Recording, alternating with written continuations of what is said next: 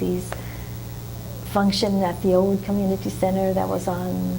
Yes, your uncles, in fact, were almost like founders. They're founders. Yeah, Uncle Yosh was, and in that one building, that was that old building. Was it on Sunset or? It's where that tire place is now, wasn't it? Yes. And so, yeah, that's right. It was just amazing. We did a lot over there. It was very, we have all kinds of things over there, and then we'd have picnics and. But growing up in school, we just normal school situation, kindergarten, first grade, second grade. And then I think when we were in my third grade, we moved to El Monte. That was in Covina until then. And when we were little, we lived on this farm with my uncle owned the farm. And we lived on one end of the farm and he lived on the other end. We played, it was just really great. To us, it was fun because it was wide open spaces there, and we had a lot of fun when we were little. Had chickens, and we had to do our chores. But we had farms. We could play in the irrigation ditches, and we'd ride our bikes to these places where these horses were, and we caught crawdads, and these normal. Well, when that was in the country, it was fun back then. It was like nothing. And then in grammar school, mostly white. I think there was hardly any other Japanese or any other Asian kids that I remember in school when I was growing up. I look at the school pictures and go, geez, I was the only Japanese kid there, like in kindergarten. It's funny because there was a lot of Japanese around there. I don't know where they went to school, but I went to Bassett School, that's still there.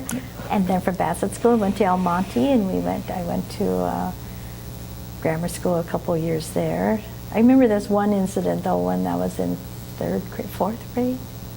Yeah, this one kid, this one boy.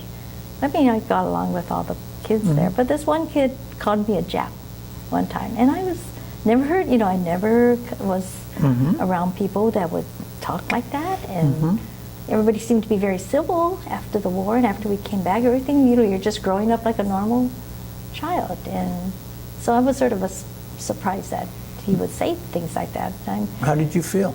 I thought that was strange when I was like only in fourth grade, and I thought that I knew that was a bad word, and I don't know if I told my mother or father. Did you feel strange, or did you feel pain? Did you feel anger? I just felt strange that, why was he calling me that, and stuff, because you don't feel like Japanese from Japan or what. I mean, I didn't feel anything back then. I didn't think I was, you're different and everything, but maybe sort of hurt too, like why are they calling me that?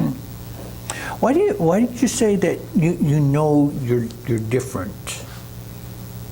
Well, because you look different, and I think probably back then you're sort of more, I think, quieter, or because you're sort of like a minority, but you're not. Oh, I'm sorry. Did World War II have any influence on when you said we know we're different, and what happened to your parents' generation put into the camps, as well as the United States fought against Japan? Did any of that perhaps come into play as to why you just felt different? Oh, you mean at that age, or? Yeah, at that age, because that's a sort of an interesting thing to say at that age. I know. I was just thinking, like, why did he say that to me, or why did he call me that? And I, of course, about, I guess, the war, and I never really thought about it too much, or it didn't affect me that much. I just something that was sort of that weird that he would say something. I'm thinking after all this time, why would he say that? Right. But I figured, oh well, Well, let me ask this then.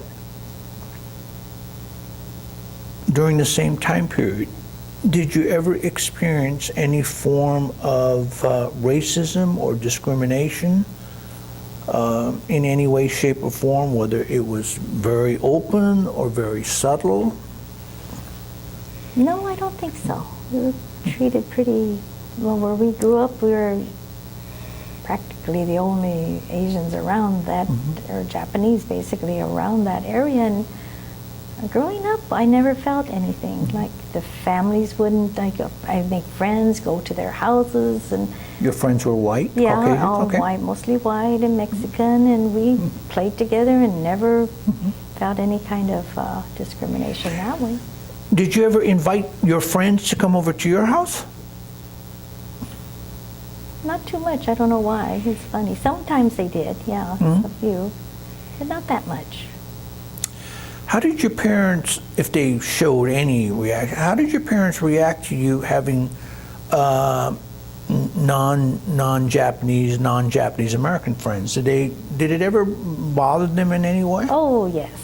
I think my father, especially when I started dating, I didn't think it was a big deal, but this was in high school, and I would go out with these people, these guys, and when the dating was okay, but when I was dating for too long with one person, then he was getting a little bit, okay, too serious kind of thing. He doesn't want me to see him, this person anymore. And I go, oh my goodness. And so I know he had like a prejudice against some whites. I don't think he wanted me to like get involved with anybody like that. And Mexicans, I go, oh my goodness, I thought I'd trick him by thinking I'm going to go out with this Mexican guy. I think he's a friend of mine, but I was really going to go out with my boyfriend at that time, who was white. So I thought, okay, I'll just go out. But then when my father found out he was Mexican, oh, boom, he really like exploded. I go, oh, this didn't work right. And it's so sad because there was only, in high school, there was only one Japanese guy in the whole high school when I was going to high school. And so I go, but then we did a lot with the Japanese church. And so there was a lot of friends in that group, but because we're so much friends, we really didn't date each other within the church. But it was sort of funny though. But yeah, he would have issues with that. What about your friends' parents? Did they in any way, shape, or form indicate any reservations about you playing with their children? No, in fact, I used to visit this one girl a lot. Oh no, her friend, I remember her mother was I don't remember the father so much, but the mother was very nice, and the community was pretty good about that, and we never felt any kind of resentment or prejudice by that. I don't think I ever felt anything like that, and because I remember my father would take me on his gardening route right around Christmas time, and I'd go play with this little girl who was really much younger than me, but it was one of his customers, and it was just to go there and play with her for the day while my father does his route, and then he would pick me up in the afternoon. And really nice family, it's a Caucasian family, and I always wonder what happened to them later on, because it was so many years ago, but very nice family. But they never treated us like we were minorities, or like we were like, of course we didn't have any money, or we didn't really, not like some of his customers, which lived in very nice homes and everything. They didn't treat us like that differently. I don't think. They didn't really look down on us or things like that.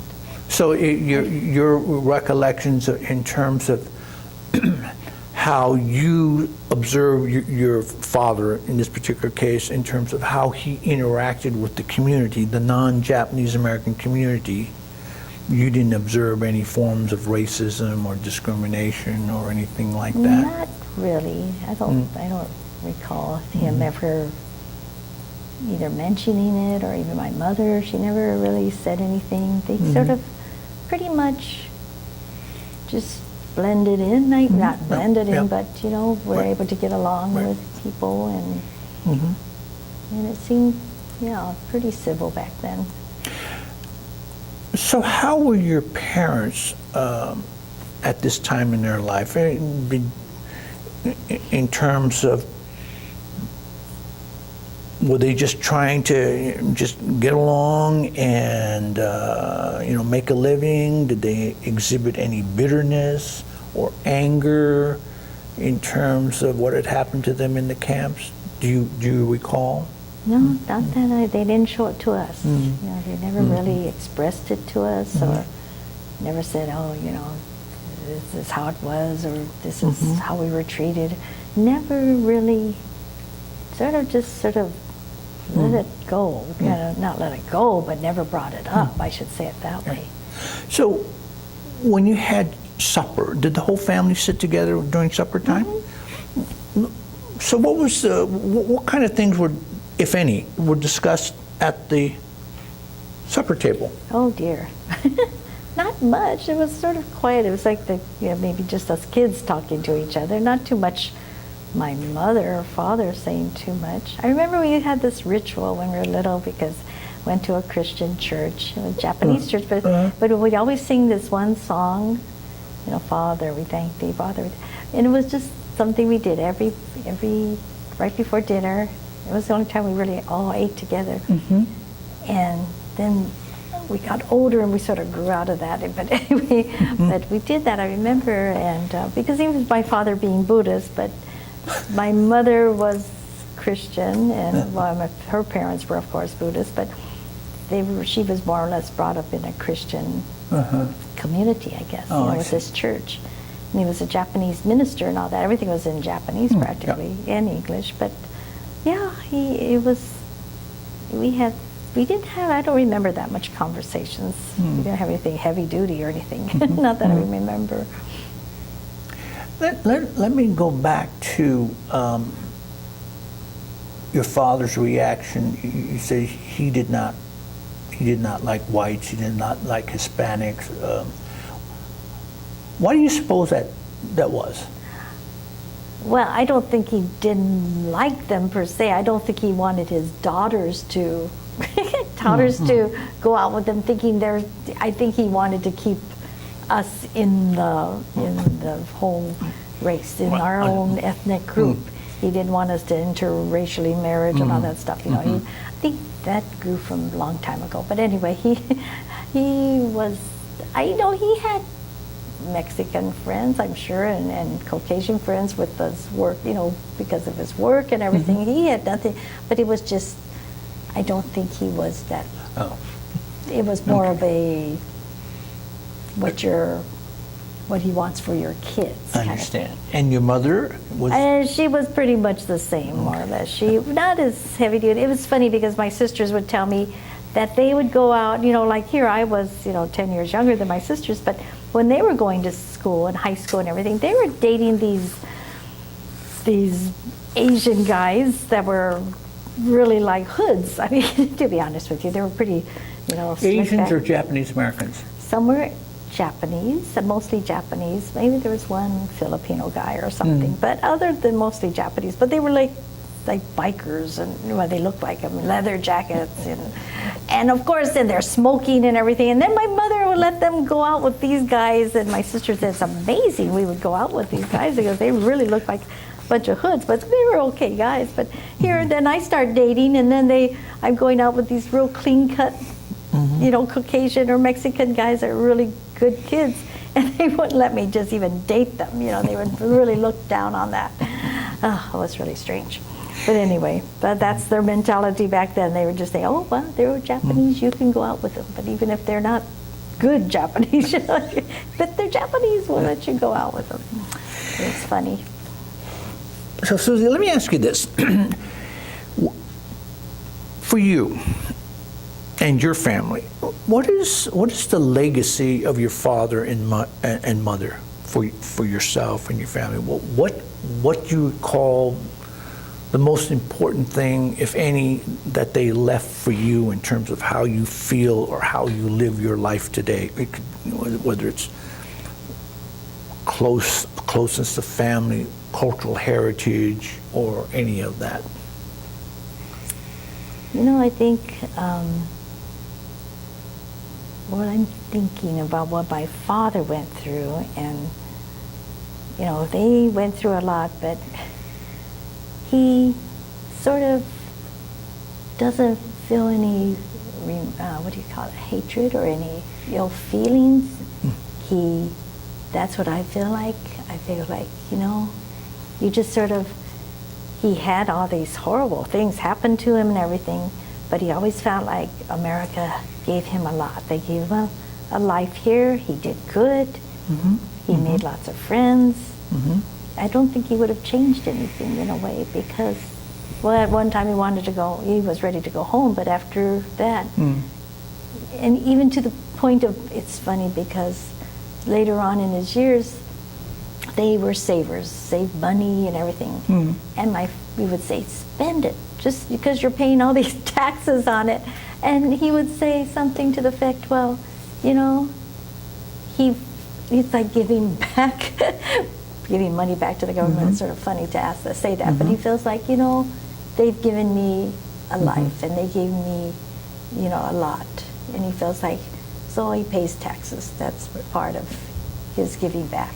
And I thought that was, after all he went through, I thought that's pretty amazing to feel that way, you know. And I thought, that's what I feel like. He was a person that never, I mean, of course he had probably anger, but he still had a lot of good feelings about America and people in general, I guess, because he made a lot. He wasn't, you know, like held any bitter feelings. You know, I think that's the main thing. That's what I feel like. A lot of people hold a lot of things in and get angry about things, but I don't, you know, I think it's not worth it. It's not, it's not worth holding all this. And I hear a lot of people, they're always complaining about something from way back when or whatever. And I go, why? You know, it just eats at you. And I don't think he let that do that to him, which I thought that was good. And my mother was she didn't say very much, but she was a very giving person. You know, she always helped everybody, and she never thought anything of it. She did a lot for us, and she did a lot for the community. And I think that would be a legacy I would like for them. Be part that I would want to hold on to. Very good. When did your father become naturalized? Do you know? I think it was around 19, because I remember I was in junior high, I think, or like middle school. It was like, I think it was about 13 or 14. I think around 59, somewhere around there, 50 or 59. I think, somewhere around 1959. Just out of curiosity, do you happen to know why he decided to become naturalized? I don't really know. I guess he figured he's never going back to Japan, and this was his, you know, I don't know, yeah, frankly, because before then, I don't think he could have gone back to Japan, because if he went to Japan, he was illegal, basically, remember? And so he never had a passport, never had legal papers, so if he did go to Japan, it probably been a one-way trip, because that was the first time he went back to Japan after the war. And it was sad, because he knew his father, they'd communicate with letters and stuff, and I think my grandmother always wanted him to come home. And this is how many years, right, later. Right. And he was already like in his 50s, if not more, maybe 60s, I forgot. But he wanted to see his parents. They were still alive, but by the time the paperwork all got done and this and that, his father died before he could see him.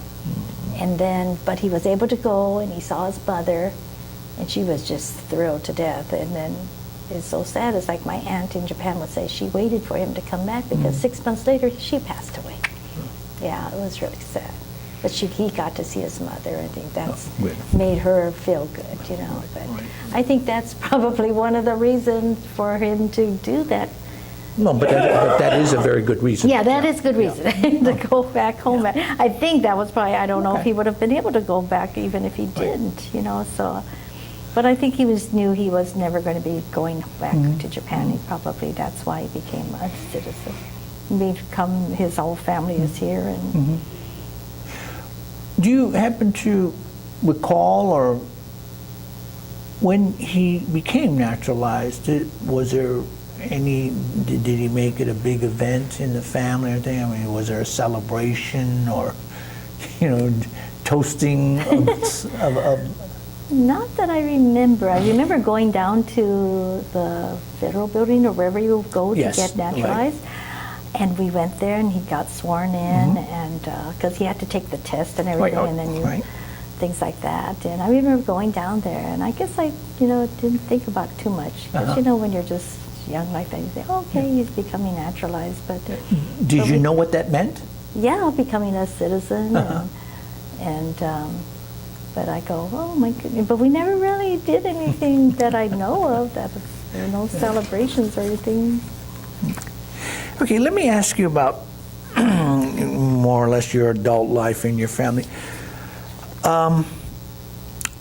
Your family was very, very involved in this community center. So did you go to Japanese school here, or was it somewhere else? It was at the church. Oh, okay. At the church we went. Yeah. And what kinds of things did you do here while you were younger at the community center? Oh, you yourself. Yeah, they formed. Well, I remember when we were little, they had, those festivals and bazaars and picnics. Picnics were really a lot of fun. That was just so much fun. We had picnics at some place in Azusa. It was way, way back there. We always go to the same place all the time. And then later on, during our teen years, they formed, these girls were older than us. I call them women, but they were just not that much older than us, because we were teenagers, and the girls that were older started this group called the Teenettes, for us teenagers. And there was a bunch of us. Not that many, maybe a dozen of us, that lived in the area. We were all in high school, and they called us, we formed a club, and we called ourselves the Teenettes. And then we would either help at these activities or have our own little parties or activities. We'd have dances, we'd form dances and things like that through our high school years. I think it was probably during high school, somewhat. And these were all members of the community center? Yeah, pretty much, yeah. And so they were all Japanese Americans? And then when you had dances, I'm assuming you didn't dance just among yourselves, you invited... Yeah, invite guys. And where did the guys come from? I guess in the same community. Back then there was quite a few of them. There was quite a few guys. And what kinds of, in your family today, what kinds of Japanese traditions or heritage do you keep up with? Is there anything, is it food? You're not Buddhist? No. Okay. Do you speak any bits and pieces of Japanese at home? Not too much, not really, but it's funny because Larry, my husband, Larry's from Hawaii, and so his grandmother lived with them, Japanese grandma. He's Japanese and Chinese, but his grandmother, I guess, would speak Japanese to them. And so, of course, they would pick up Japanese words. So when his kids were growing up, and they were little, they would pick up words like, what would they say, Larry? Urasai, or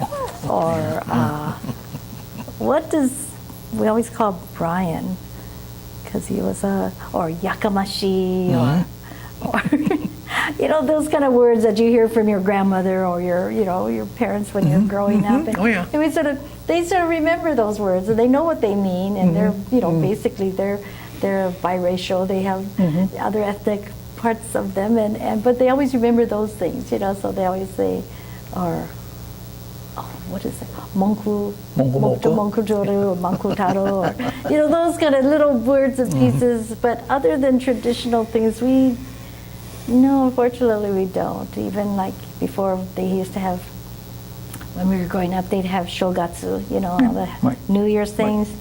That sort of disappeared, and we don't really celebrate any of the festivals, or except for the community center when they have their akumatsuri or obon. Unfortunately, we don't do anything like that with the family. Do you have any regrets about that?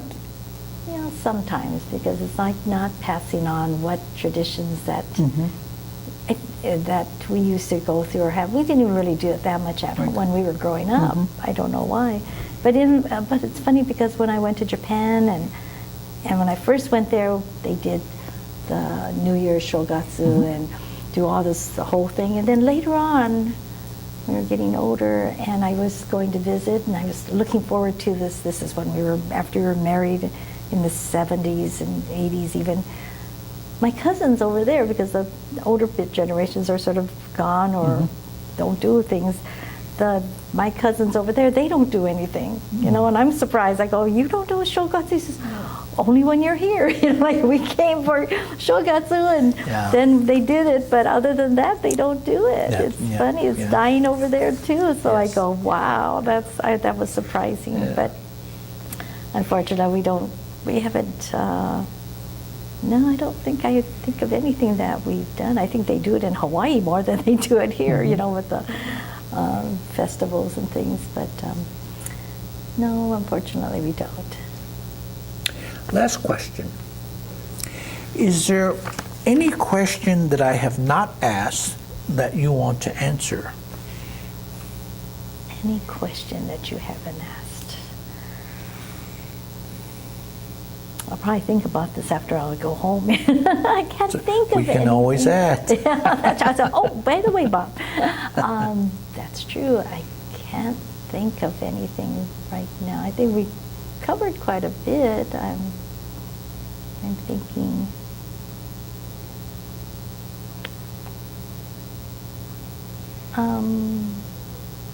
No, unfortunately, I can't think of anything.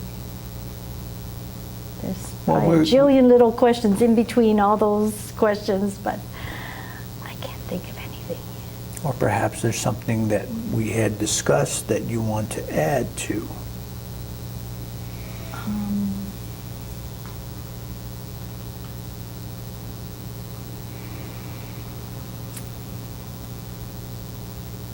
Not that I can think of. Not that comes to mind. Well, Susan, I want to thank you on behalf of the Keepers of the Flame Project. If there are any questions or additions that you want to make to this interview, please feel free to contact me or Pearl Lamia, and we will certainly make accommodations for you to come back. If you want to, by any chance, provide us with some photographs of some of the things that we have discussed. We'll make copies of them. Okay. We are definitely open to that, and we would appreciate it. And again, on behalf of the entire community center, and knowing, you know, the legacy of your families on both sides, thank you very much. Oh, you're very welcome. I was just going to also say that my father was interviewed when he, oh gosh, I don't know how many years ago, by this, I don't know if he was a student back there, as a young Japanese guy. I don't know if he was a local guy or if he was from Japan, but he made a little booklet. I was trying to get it from my brother. So I was thinking that might be helpful because you might be able to find information that we don't know, that my father might have said. So I'm trying to find it. I'm trying my brother if he can look for it, because I know he had a copy and I think I had a copy, and it had a picture of my brother and him, because they were the only ones there for this, like an interview. And back then they didn't have the cameras or whatever, but he did take notations, and at least he was able to talk to my father. And maybe there are some things in there that he can't bring out that he has. Yes. So I could try to find that and see if I can get it to you. Please. I'm trying to figure out where it could be, but as I said, particularly your family. I mean, you've had an extensive and profound contributions to the development of our community center as well as the general area, and we all appreciate it. Oh, thank you.